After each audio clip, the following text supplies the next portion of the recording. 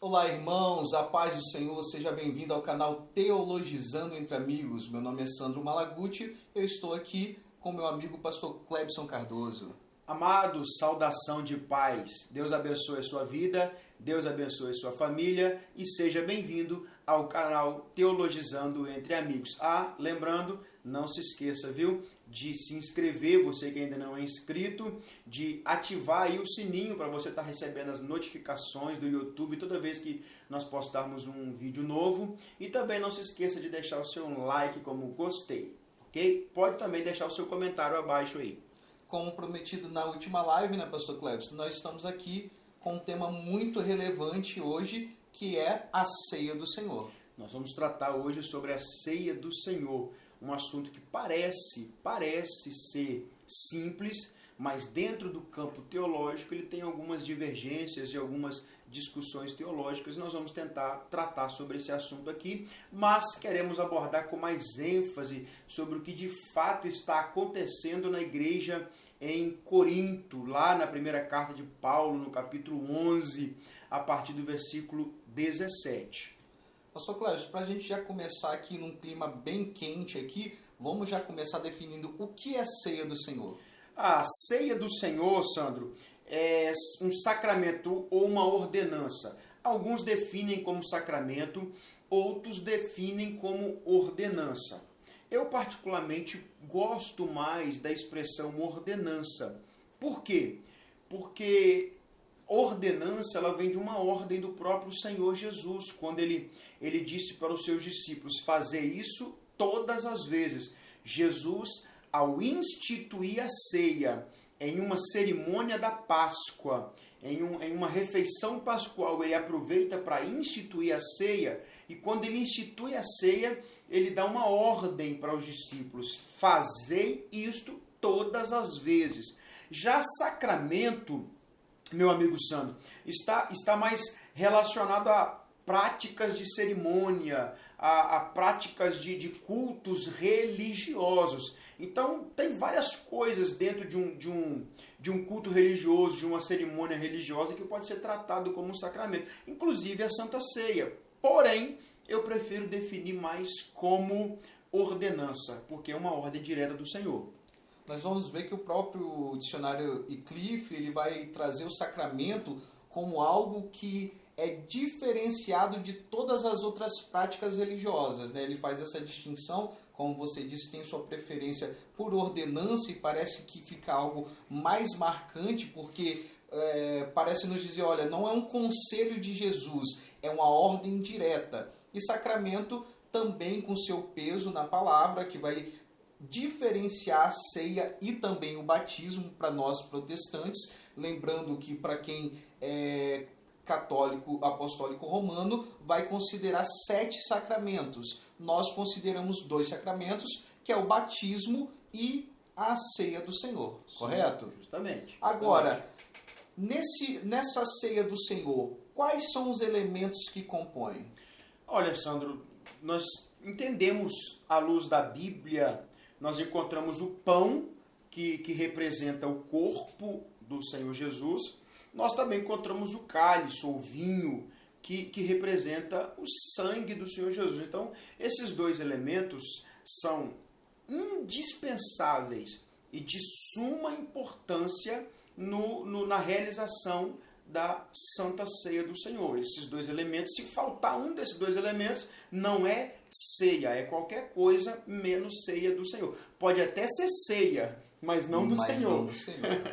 Interessante, pastor Clebson, envolto disso, há opiniões diversas. Tem gente que diz que não necessariamente você precisa manter os elementos do pão ou do vinho. No nosso caso aqui, bem popularmente, o suco de uva, mas a importância não está exatamente nos elementos. Mas nós entendemos aqui, a princípio, que os elementos são símbolos que querem corresponder a alguma coisa. Se Jesus está tomando aqueles símbolos, naquele momento ele quer que aquele símbolo represente alguma coisa para as nossas vidas. Só que há uma problemática maior, e eu quero saber de você quais são as compreensões a respeito da literalidade do simbolismo que envolve os símbolos, né? O que compõe ali a ceia do Senhor. Olha, nós temos 4 visões dentro deste assunto. Nós temos 4 visões que vão tentar definir de uma forma direta, segundo as visões, os seus pensamentos sobre isso.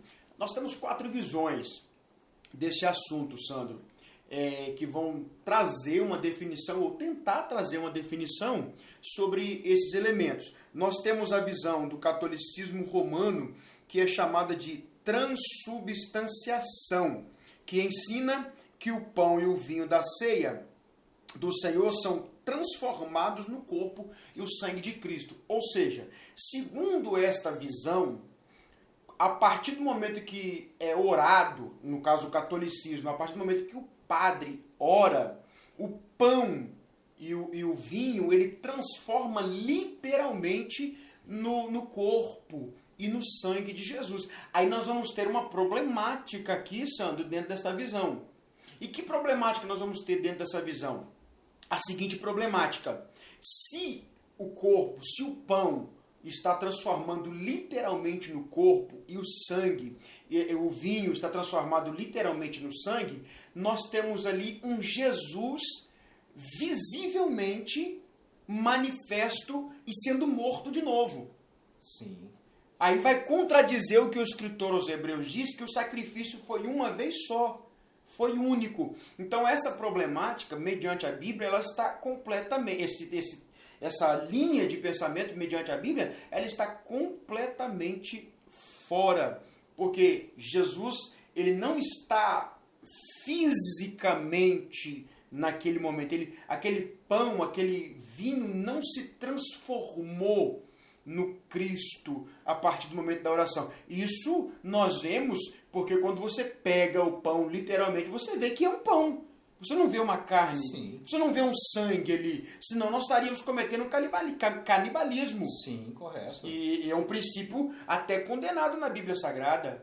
Então, essa linha de pensamento, na minha opinião, ela deve ser descartada. Eu vejo, pastor Clebson, já vi pessoas testemunhando e contando testemunhos que, de fato, alguns tiveram experiência que, no momento que estavam participando da ceia do Senhor, houve-se ali um paladar como se fosse realmente algo transformado. Isso acontece, a gente costuma ouvir, e eu não vou dizer que não possa ter acontecido numa experiência particular para demonstrar alguma coisa, mas isso não é a doutrina que a gente crê. Agora, interessante, pastor Cleves, com essa doutrina aí do catolicismo romano, quando Lutero ele vai despontar a questão da reforma aí, ele também vai mudar um pouco essa visão, mas ainda vai deixá-la um pouco embaçada com a doutrina da consubstanciação.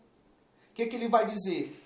A mesma coisa, ele vai dizer o seguinte, olha, o pão ele vai estar ali presente, só que junto com o pão também está a presença física de Jesus, e junto com o vinho está o sangue de Jesus, consubstanciação. Os dois estão operando juntos fisicamente. Isso também não vai se distinguir muito da heresia que o catolicismo romano vai praticar. Justamente. Também é incabível nós considerarmos a visão aí, no caso de Lutero, porque parece que ele anda só meio caminho, parece que ele não consegue explicar muito bem a transformação que você citou anteriormente, que é a transubstanciação, que é onde os elementos deixam de ser o pão. Agora ele vai dizer o seguinte, não, na consubstanciação existe a presença do pão, mas junto com o pão também o corpo de Cristo. E juntamente com o cálice também a questão do sangue de Cristo.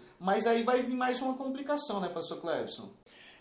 Sandro, na verdade, nós temos aí uma outra linha de pensamento, e que esta linha ela é muito aceita. Esta linha, e eu também concordo com ela, que é um pensamento a partir de Zwinglio, que ele vai definir o seguinte: a ceia é um memorial ou uma lembrança, e que Cristo está presente ali, mas de uma forma espiritual. Sim. E que E eu tenho uma definição da seguinte forma: o pão e Zwinglio e a maioria dos cristãos hoje também tem essa visão de que, ao ser feita a oração, após consagrar o pão e o vinho, que está sendo feito ali um ato em memória de Cristo, então após esta consagração, após esta oração, aquele pão e aquele vinho, ele torna-se um símbolo do corpo de Cristo que foi crucificado, que foi cortado, que foi transpassado, e o vinho torna-se um símbolo do sangue de Jesus que foi vertido no Calvário. Antes dessa consagração, ele é um pão comum. Após essa consagração, então ele se torna um símbolo. Ele não é o corpo literal, entendeu? É um símbolo do corpo de Cristo. E que sim, Jesus está presente ali, mas de uma forma espiritual. Por que eu digo que Jesus está presente? Por causa de um princípio que Jesus deixou escrito: quando estiver 2 ou 3 reunidos em meu nome, eu estou ali no meio deles. Ou seja, no momento da Santa Ceia, há um culto em memória, há um culto no nome de Jesus. Então, para cumprir a sua palavra, ele está em nosso meio, mas de uma forma espiritual, que nós não vemos, mas podemos sentir pela alegria que ele nos dá naquele momento. Só que parece que, inclusive, tem uma briga entre Zwinglio e Lutero, né? A partir dessa visão da ceia do Senhor, eles têm uma desavença nessa questão, e parece que é uma visão que ele tende a extremar a posição do catolicismo romano. Esse que é o problema de Zwinglio, que ainda não teve o ajuste fino da questão. Por quê? Enquanto para o catolicismo romano é a transubstanciação, onde o corpo ali, o pão se transforma em corpo e o cálice em sangue, agora para Zwinglio é apenas um memorial. E aí ele vai andar para um outro oposto que é perigoso, porque do jeito que ele trata o assunto, parece que é um memorial meio que vazio e que não tem a necessidade, como nós vamos ver na primeira carta de Paulo aos Coríntios, de se ter um autoexame e nem uma preocupação com medo da condenação para aqueles que participam de forma errada, de forma a não considerar as orientações para a ceia do Senhor.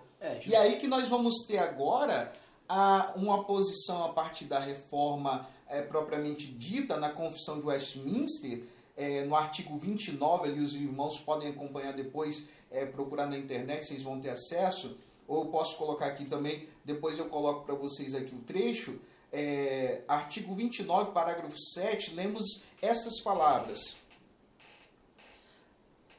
comungantes dignos que participam exteriormente dos elementos visíveis deste sacramento, também recebe intimamente pela fé, real e verdadeiramente, a Cristo crucificado e todos os benefícios da sua morte, e nele se alimentam, não carnal ou corporalmente, mas espiritualmente, não estando o corpo e o sangue de Cristo corporal ou carnalmente no pão e no vinho, nem com eles ou sobre eles, que é no caso que ele está falando da transubstanciação ou consubstanciação, mas espiritual e realmente presentes à fé de todos os crentes nessa ordenança, como estão os próprios elementos presentes a seus sentidos exteriores.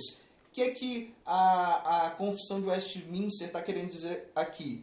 É exatamente o que Zwinglio começa a melhorar, mas parece que ainda falta um ajuste fino. Eles vão dizer o seguinte: olha, o pão continua sendo pão, o cálice, o vinho, continua sendo vinho, mas quando eu participo dos elementos externos, físicos, que é o pão e o cálice, eu recebo espiritualmente todos os benefícios da redenção que é feita no sacrifício de Cristo Jesus. Que é a posição que nós vamos adotar aqui, na sua maioria, na sua totalidade, embora nós vamos ver que Zwinglio ainda tem uma grande influência no meio de algumas igrejas. Mas a posição que eu, particularmente, Sandro, adota, vocês podem ver que aqui não é combinado e aqui cada um tem um pensamento às vezes diferente.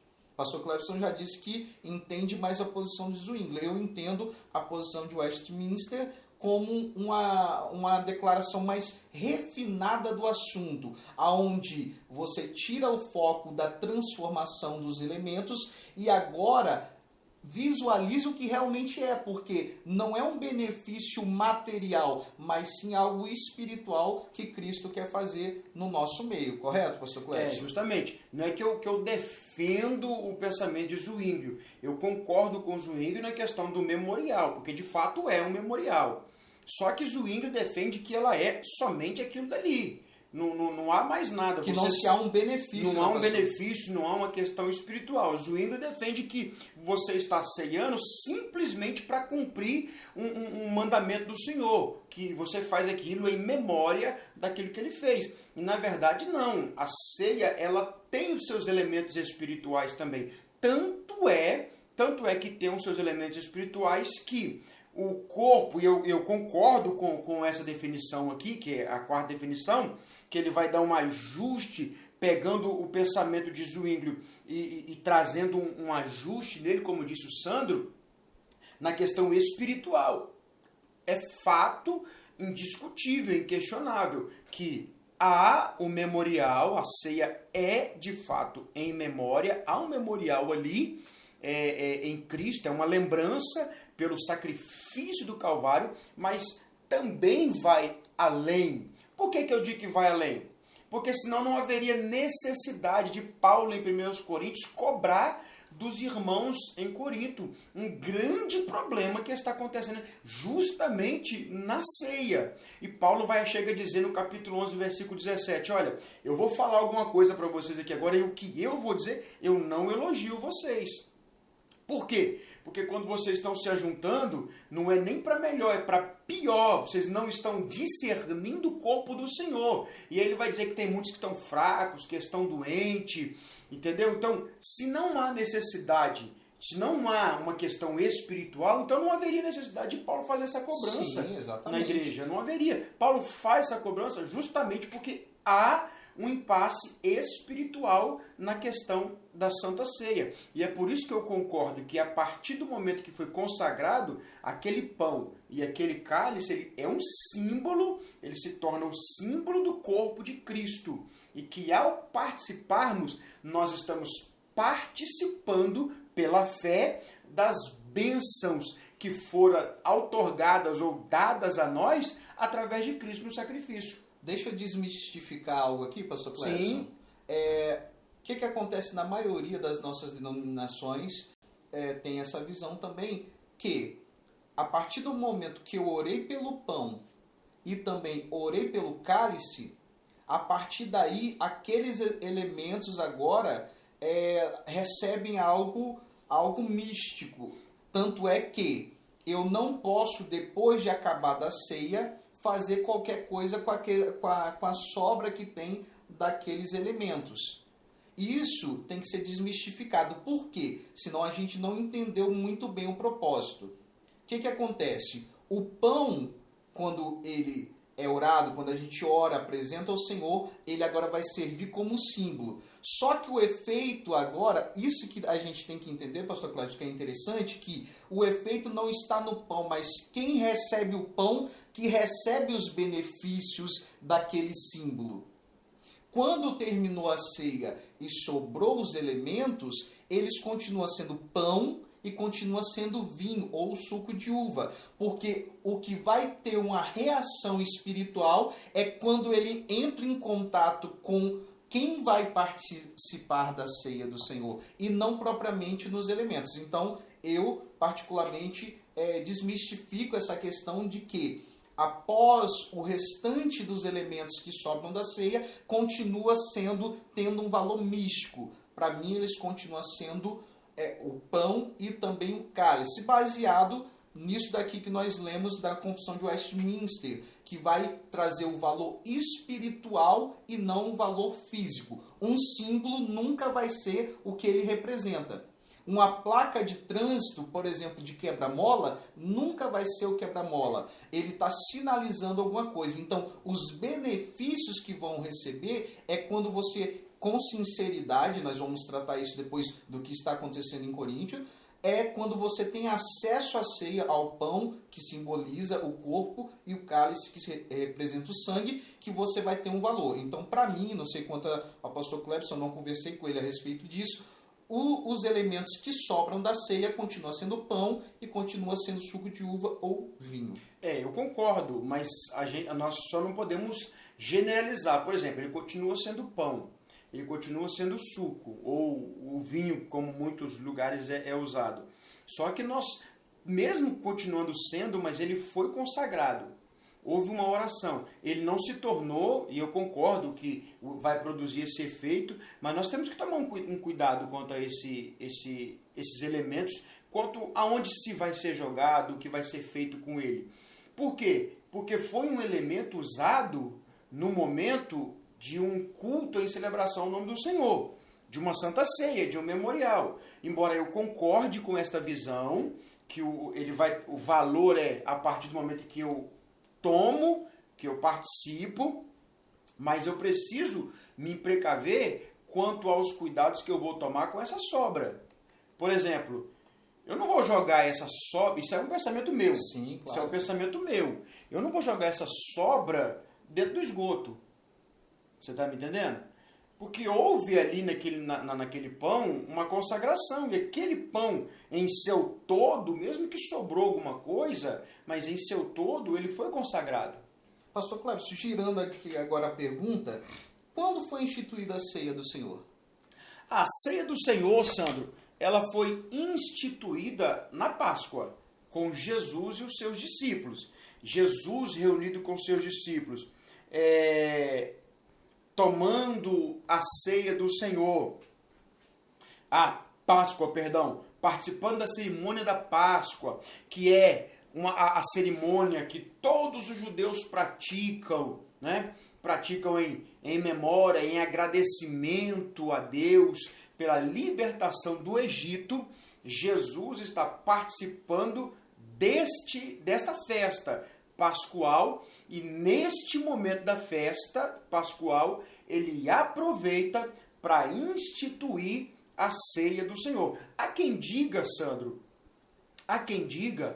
que havia um certo costume de deixar um pão e um cálice de sobra de lado, porque aquele pão e aquele cálice era para o Messias. Há quem diga que Jesus pega aquele pão que está colocado na mesa, que ninguém toca nele. Sim. Aquele pão que Jesus pega aquele pão e apresenta para os discípulos e diz, naquele momento Jesus está se identificando mais uma vez como Messias. E está dizendo, esse é o meu corpo, que vai ser partido por vós.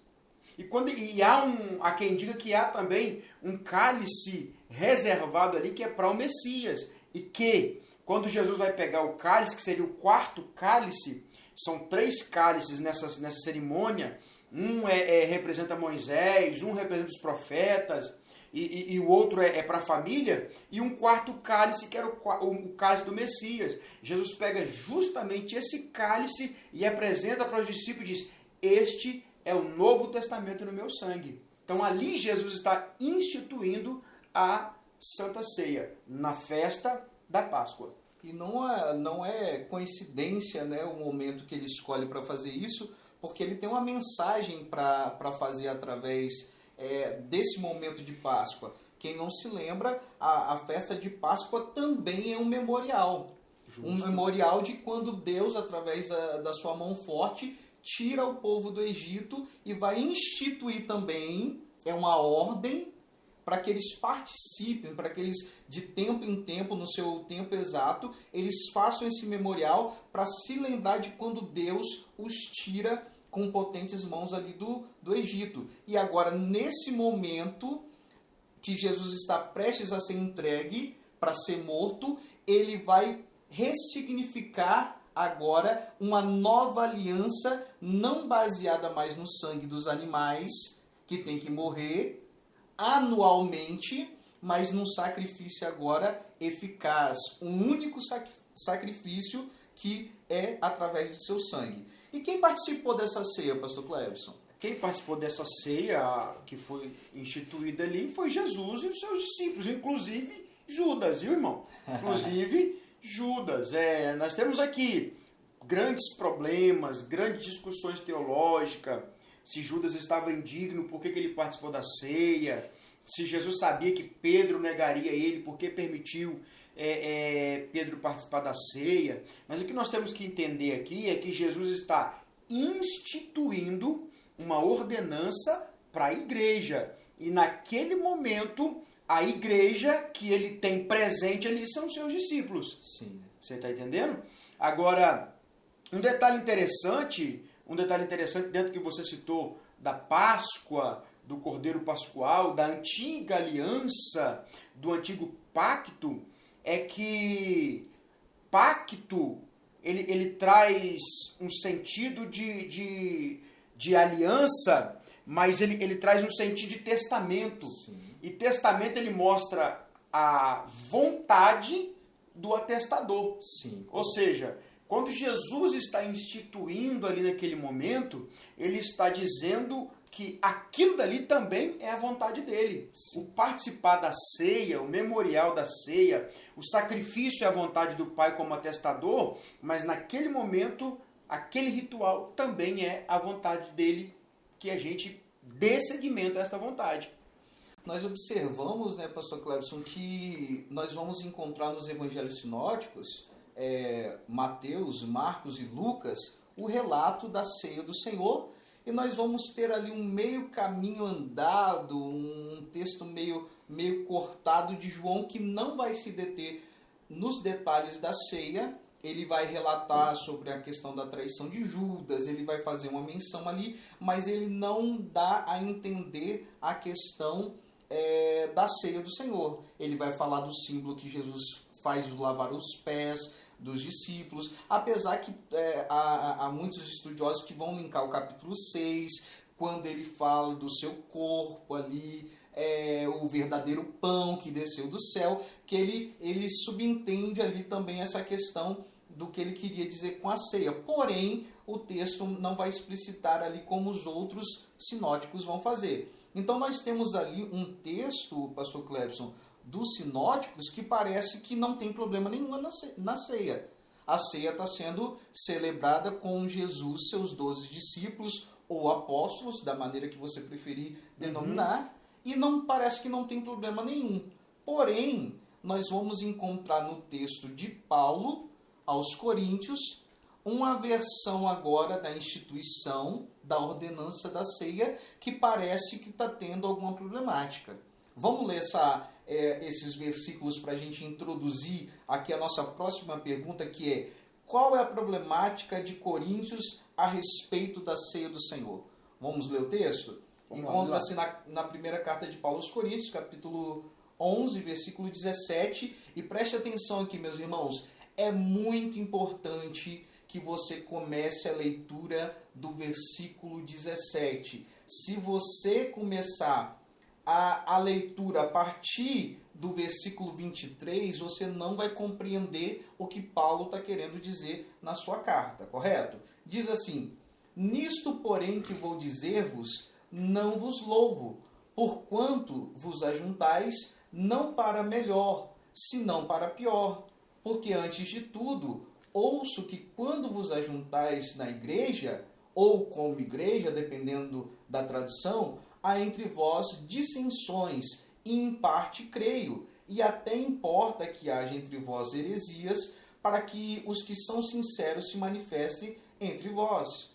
De sorte que quando vos ajuntais num lugar, não é para comer a ceia do Senhor, porque comendo cada um, toma antecipadamente a sua própria ceia, e assim um tem fome e outro embriaga-se.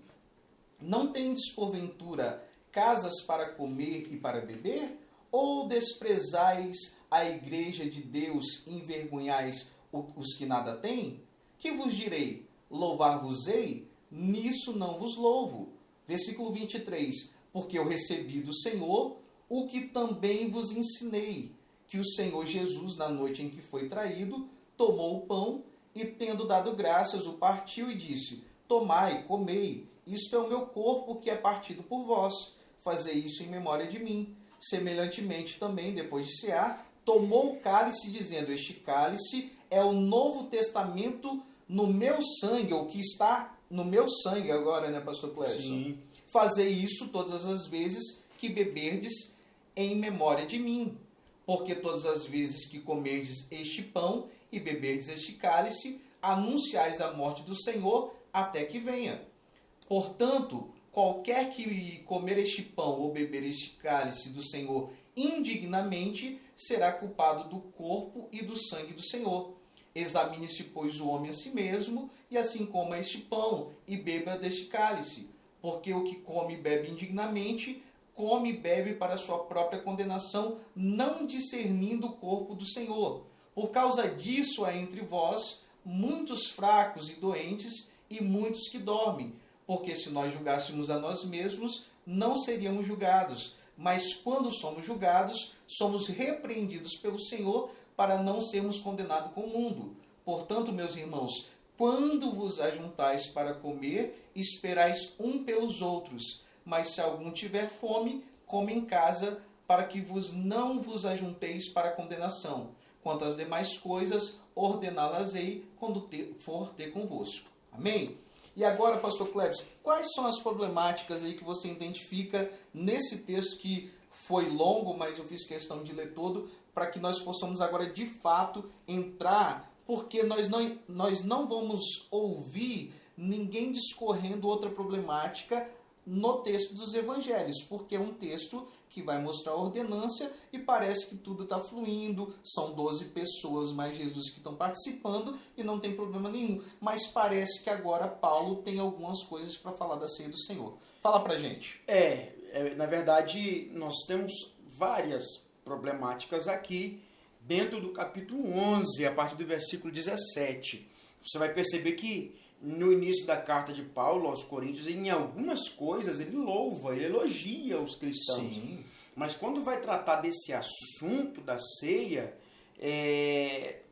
particularmente ele diz: olha, gente, nisso que eu vou falar agora, eu não elogio vocês, não dá para elogiar. Por quê? Porque eu percebi e tenho ouvido dizer que entre vós há dissensões. Agora, é interessante observar essa palavra dissensão dentro do grego. Essa palavra dissensão no grego é schismata, que quer dizer divisão. Sim.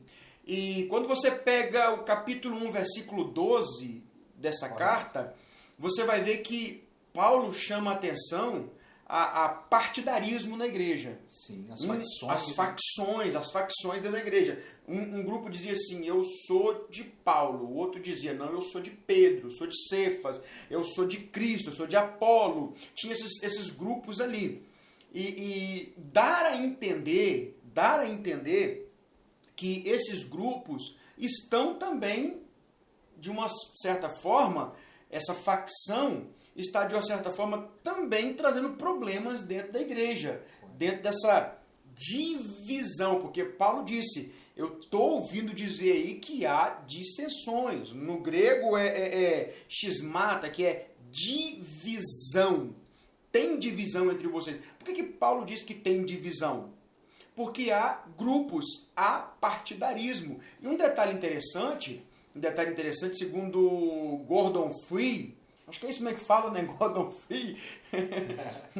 segundo ele, a ceia no período na época de Paulo funcionava da seguinte forma: tinha um anfitrião, sim, quem ia receber a festa naquele mês, porque a ceia não era como é hoje. Correto. Nos tempos de Paulo, a ceia não era como hoje. Era uma festa, a chamada festa do amor, a festa ágape. E nesse momento da festa, em um momento, ou no meio, ou no final dessa festa, é que se celebrava a ceia do Senhor. Então, segundo Gordon Fee, ele diz que o anfitrião convidava a igreja, os irmãos para vir para a ceia, só que ele fazia uma divisão. Segundo ele, está acontecendo esse tipo de divisão aqui em Corinto.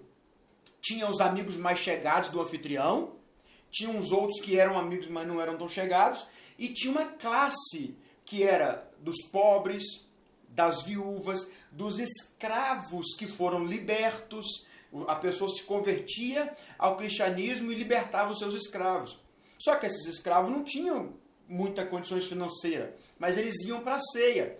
E os ricos levavam seus elementos para a festa.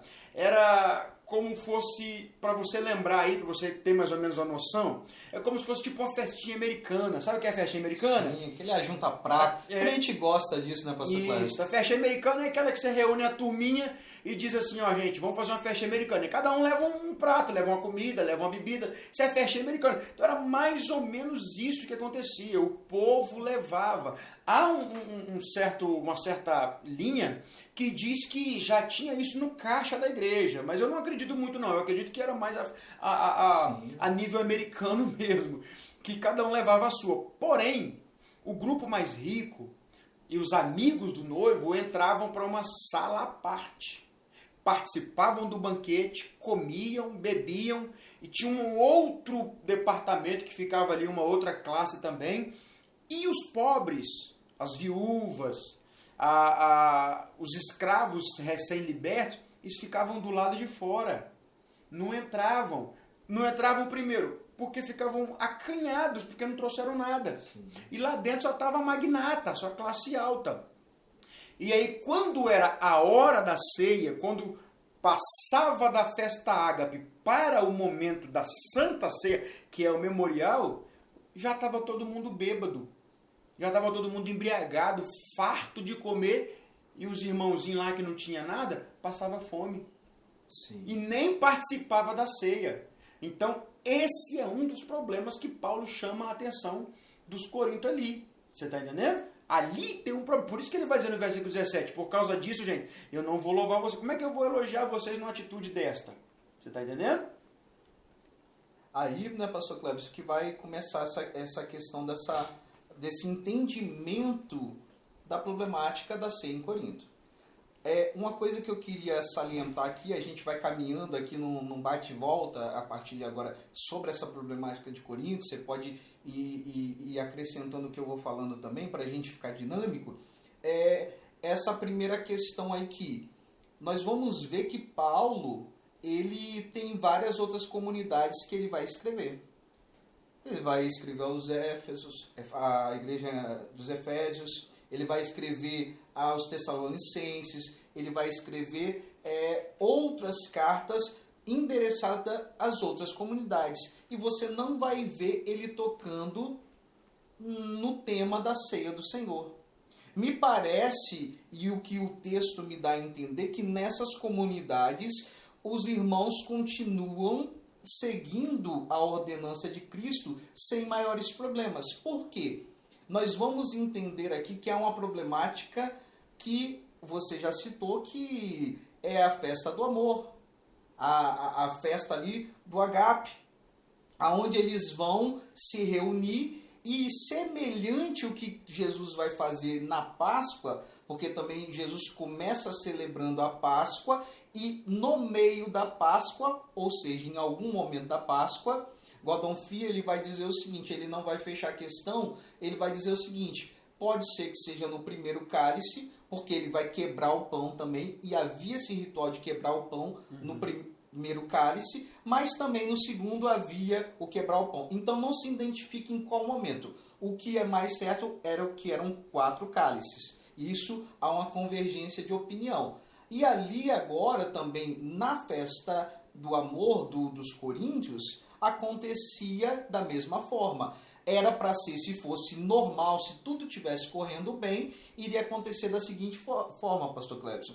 Todos iriam se reunir, os irmãos que têm condições, como o pastor Clebson bem disse, não era na reunião na igreja, igual eu e você temos ali uma igreja bonitinha, com som todo arrumado, estruturado. Não, era na casa. Imagine, você que está nos ouvindo aqui, você fosse receber agora os convidados para uma ceia do Senhor na sua casa. O que acontecia? A casa tinha alguns cômodos, né, pastor Cleves, como o senhor bem comentou. Só que o que era para acontecer? O normal seria, todos vão chegando, aqueles que vão chegando mais cedo, vai batendo um papo com aqueles que já estão ali e vão aguardar agora todos os irmãos chegarem. Quando o último dos irmãos chegaram, agora a gente vai reunir o que tem de alimento e nós vamos participar todos, porque agora, afinal, nós estamos prestes a celebrar o símbolo mais expressivo de união que existe, que é agora o memorial do corpo de Cristo. Olha que coisa interessante, que é partido para que a gente se una. Justamente. Olha que coisa bacana. O corpo tem que ser partido para que a gente se una. Então o propósito ali deveria, todos em união, nós vamos comer alguma coisa, participar. E olha que coisa interessante. Gordon Fee vai explicar isso, que a intenção foi o seguinte, nunca que os mais pobres talvez comessem no mesmo nível dos mais ricos, mas é que de tudo, é como a gente faz na igreja mesmo, de tudo que está posto sobre a mesa, cada um vai participando de acordo com o que tem vontade. Ah, eu não gosto de bolo, então eu vou comer essa torradinha que tem aqui. Ah, eu não gosto de um café, mas vou tomar um suco que está aqui. E cada um ia participando e num dado momento daquela comunhão, já pensou aquela... Você lembra quando tem alguma festividade de comunhão dessa lá na igreja? Lá nós temos, pastor Clebson, o café com Bíblia. O senhor tem que ir lá palestrar pra gente lá um dia desse, vai ser bênção. Café com Bíblia, o que a gente faz? A gente tem duas modalidades, café com Bíblia, só para os irmãos entenderem isso daqui do que acontecia em Corinto. A primeira é que a gente senta literalmente em volta da mesa de café e vai tomando um café, comendo alguma coisa, e o palestrante que sofre um pouquinho mais porque ele vai falar enquanto a gente está tomando um café e ouvindo. E tem outra que a gente tem a palestra e no intervalo a gente tem um café onde a gente participa. Essa comunhão gostosa que deveria estar acontecendo lá. Por quê? Em algum momento iria se interromper e iria se introduzir agora o cerimonial, agora o memorial da ceia do Senhor. Só que não é isso que está acontecendo em Coríntio. E é essa a problemática principal, e eu particularmente vou bater nessa tecla, igual eu disse, não sei se o Clebson vai alimentar, pastor Clebson vai alimentar mais alguma situação, mas para mim o cerne da questão aqui é que eles agora vão ter uma divisão nessa questão. Como o pastor Clebson disse, agora quem tem condições de chegar primeiro, pastor Clebson, vai comer. É por isso que o Paulo vai dizer, olha, cada um come, o que vocês estão comendo aí não é a ceia do Senhor, porque cada um está tomando antecipadamente a sua ceia, e aqueles que não têm condições de chegar no mesmo horário estão passando fome. Aí ele vai dizer o seguinte, olha, vocês não têm casa para comer, ou porventura vocês desprezam a igreja do Senhor? Porque ali, irmãos, veja bem, a parte principal não era a comida, pastor Clebson, que eles estavam comendo, mas sim o partir do pão, a ceia do Senhor. Concorda comigo? Concordo plenamente. A parte principal era isso. Eles só usavam a festa do amor e para, num dado momento da festa, celebrarem a Santa Ceia. E estava causando problema, porque na verdade não estava sobrando nem para a ceia.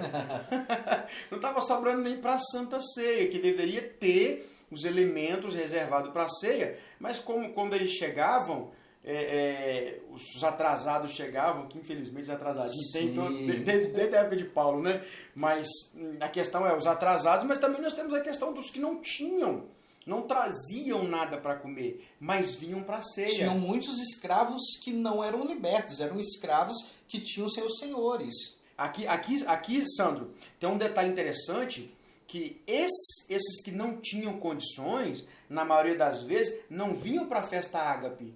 Sim. Porque eles não tinham condições de participar da que nós chamamos de festinha americana. Sim. Eles vinham para ceia. Eles iam para o momento da ceia. Mas quando chegava o momento da ceia, não tinha ceia. Sim, por quê? Porque os bonitão lá, os fanfarrão, já tinham comido tudo, tinha se embriagado. Gordon Fee, no seu livro, ele tem um livro Hermenêutica, ele mais 4 autores, ele diz que os amigos mais chegados entravam para uma sala à parte e tinha uma mesa que era uma espécie de um formato de um cabia 12 pessoas. Uma no meio cinco, seis em volta, e ali ficavam os amigos mais íntimos do anfitrião. E ali eles comiam, bebiam à vontade. Quando era o momento X da questão, já não tinha mais nada, e aí eles estavam desprezando a igreja do Senhor. Correto. Com essas bebidas, comidas, essa festa incontrolável, essa forma de beber incontrolável, essa forma de comer incontrolável, eles estão desprezando, não discernindo o corpo do Senhor. E o que é não discernir o corpo do Senhor ali? Não discernir o corpo do Senhor ali está falando justamente sobre o propósito da ceia, que é promover união entre a igreja. Sim. Um dos propósitos da ceia, porque Jesus disse, quando vos ajuntares, um dos propósitos da ceia, promover união entre Jesus não, Paulo disse, vocês estão se ajuntando, quando vos ajuntais não é para comer a ceia do Senhor. Então ali é promover união, e esse não discernindo o corpo ali, não está falando do corpo crucificado, esse não discernindo o corpo ali, está falando da igreja, que não está tendo o que no grego é chamado de koinonia, união, não está tendo união na igreja. Por quê? Porque há uma divisão, e ele fala isso no versículo 17, Sim. há dissensões entre vós, há divisão. E no versículo 18 ele diz assim, e é até necessário que haja heresia, e algumas traduções traduzem heresia ali por divisão também, algumas traduções traduzem por divisão, ele diz, é até necessário que haja esse tipo de divisão para o sincero se manifestar. Porque quem é sincero vai dizer, gente, está errado isso daí. Por isso que a gente vai lá correr para Paulo e falar para Paulo o que está acontecendo, e Paulo vai repreender. Eles não estão tendo um discernimento correto, que a ceia do Senhor também é para promover união entre a igreja. E se existe partidarismo, um grupo só bebe, um grupo só come e outro está passando fome, não tem união na igreja. Não tem união. Eu acho interessante só uma notinha de rodapé aqui na questão de como Paulo trata o assunto. E ele é majestroso, né, como ele coloca o assunto. Ele começa elogiando, só que agora ele vira e fala, ó, nisso eu não posso elogiar. E olha que coisa interessante. Paulo é alguém que vai dizer o seguinte, olha, eu estou ouvindo algumas coisas aí e em parte eu creio. Porque Paulo, ele não vai dar ouvido a toda falácia, mas ele vai examinar, porque a preocupação de Paulo não é estar de um lado de facção. Ele não quer defender uma facção X ou Y. Ele quer apurar e quer trazer a unidade. Bem verdade, pastor Clebson, a festa ágape não é uma festa originária do cristianismo em si. É uma festa que já ocorria nos meios seculares de Corinto. Eles trazem isso para a confraternização da igreja. E o que eles estão acostumados nas confraternizações seculares? Exatamente isso que você falou. O Clebson é meu amigo, então ele vem para a sala que está mais privilegiada. Você que talvez está me ouvindo aí, que não é meu conhecido, vai ficar numa varanda mais distante, mais longe da comida, sem ter acesso. Isso não era para acontecer, porque olha só, o propósito aqui é o memorial, é fazer memória. Como que você faz memória de algo que você acabou de agir com um ato de egoísmo e agora você vai dizer, não, estou andando junto, estou caminhando junto. Então, esse é um grande problema na questão dos coríntios, que Paulo vai criticar. A questão que eles não estão trazendo aqui, veja só, pastor Clebson, não sei se você vai concordar comigo, eles perderam o sentido da ceia. Totalmente. A facção que é tratada no capítulo 1 atingiu aonde não poderia atingir, atingiu a mesa do Senhor.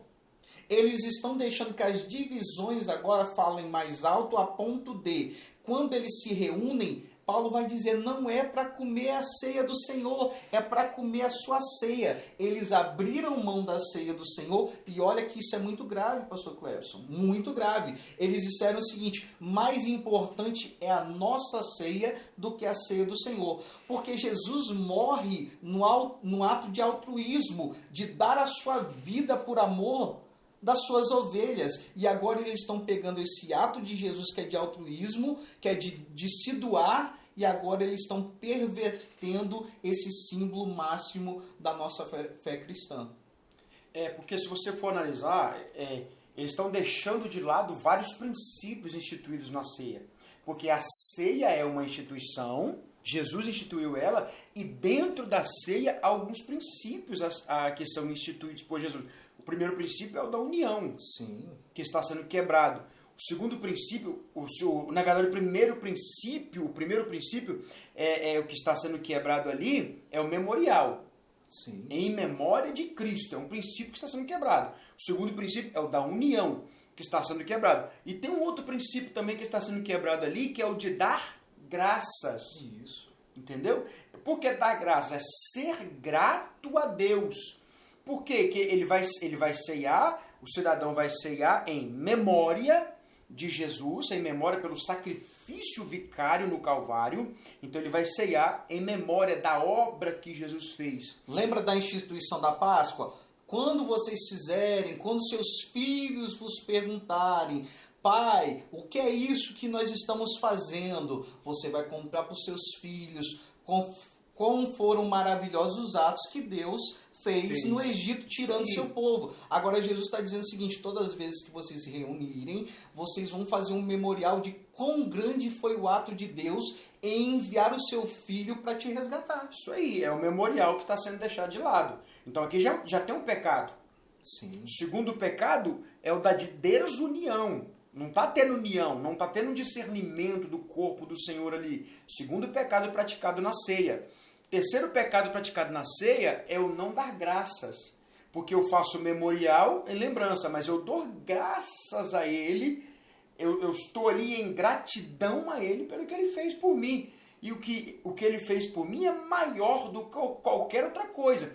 Então eles estão deixando de lado esse princípio de dar graça, um princípio de adorar a Cristo pelo Calvário, pelo sacrifício do Calvário, para cuidar ou para viver o seu bel prazer. Sim.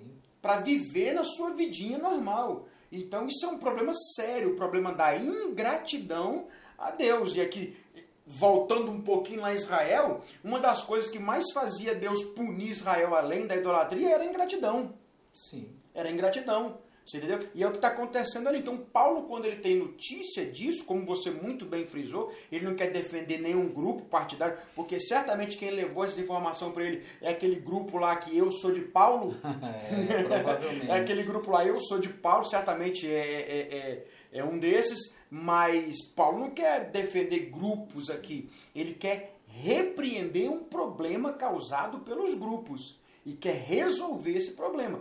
Tanto que ele quer resolver esse problema, que ele vai começar logo na frente e vai dizer assim: o que eu aprendi é o que eu vou ensinar para vocês. Ou seja, vocês estão fazendo tudo errado. Sim. Eu vou ensinar para vocês a forma certa agora. Está tudo errado o que estão fazendo. Algo interessante que eu quero trazer aqui, pastor Clebson, é a questão de fazer em memória. O Gordon Fee ele vai traçar isso, e a minha pesquisa girou em torno da obra, eu vou até mostrar ela aqui, essa obra fantástica de 1 Coríntios, de Gordon Fee. É um livro extenso, exegético. É claro que aqui a gente não está abordando, pastor Clebson, a parte de manuscritos que ele traz. A gente não vai abordar isso aqui, não é do nosso interesse para esse vídeo, mas ele traz um conteúdo riquíssimo. E ele vai dizer o seguinte: essa questão de fazer memória, não é que o cristão está chegando diante de Deus e numa atitude parece que de lembrar a Deus o ato que foi feito em favor dele. É exatamente o contrário. É o próprio cristão que está lembrando dos benefícios que lhe foram outorgados. Aqui não é lembrar a Deus, até porque Deus não se esquece de nada. Jamais. Mas aqui é fazer memória pessoal, é tomar para si, entender o que Cristo fez por nós. Amém?